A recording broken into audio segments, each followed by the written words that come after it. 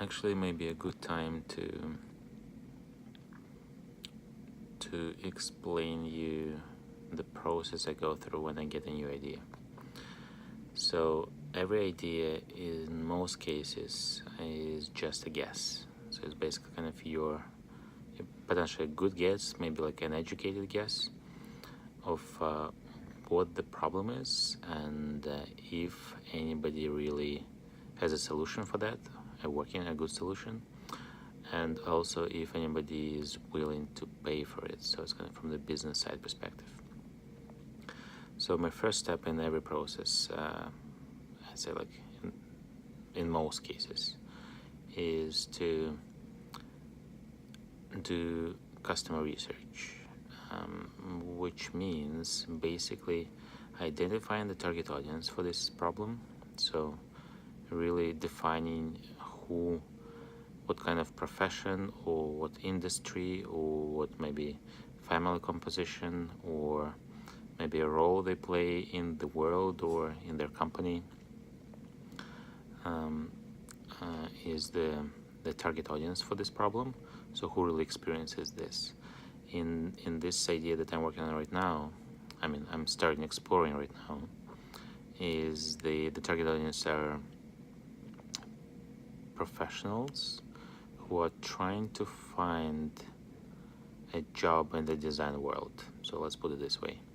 I won't give much more clarity, so that's kind of a rough overview.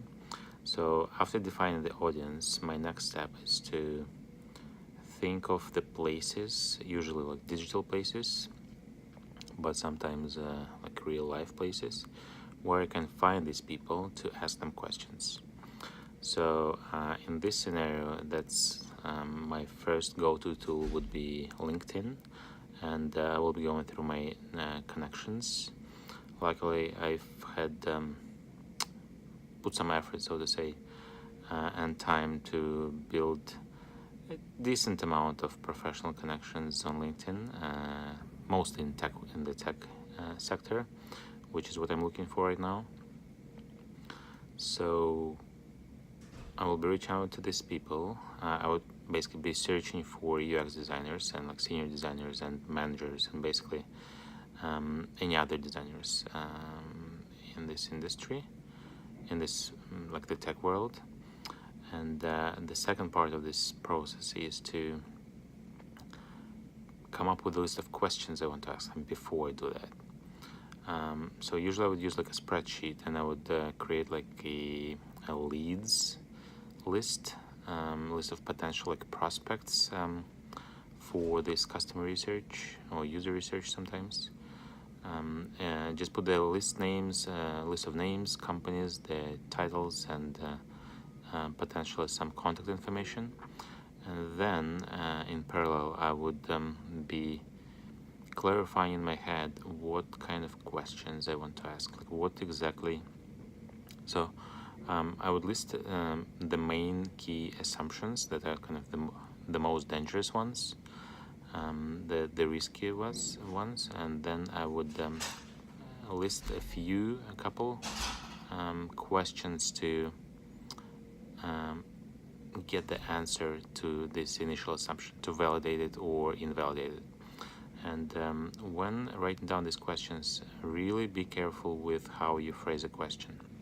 A good example I've heard recently from one of the podcasts is to, for example, if one of your assumptions is that your target audience has 10 clients as a freelancer, so a good question would be, how many clients do you have? A bad question would be, do you have 10 clients? So that's one of like really basic and simple examples of what a leading question is. So avoid those because they will potentially send you down their own path and kind of validate an invalid assumption. So that's my process. So kind of get the list of people, like a prospects list, define the questions, and quite often I would reach out to them one by one through LinkedIn, and in the message I would like in one paragraph, like a quick short summary of what I'm trying to, why I'm reaching out to them, and what I'm trying to learn. And then I would include a link to the survey, usually a Google Docs survey, Google Forms, I think the product's name. And I always try to limit the survey to the bare minimum number of questions I want to learn, so they can fill out the survey within 2 minutes. So it's not really time consuming. Everybody is very busy, especially in the tech professional world.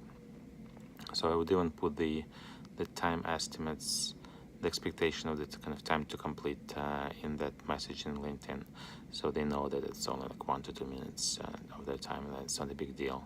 Because when you see like 5 to 10, 15 sometimes minutes to take a survey, I'm already I would just postpone it, or like maybe even like ignore it, depending on my workload. So yeah, that's the first of the process. So I'll be doing this right now during the lunchtime. Just, yeah, that's it for today.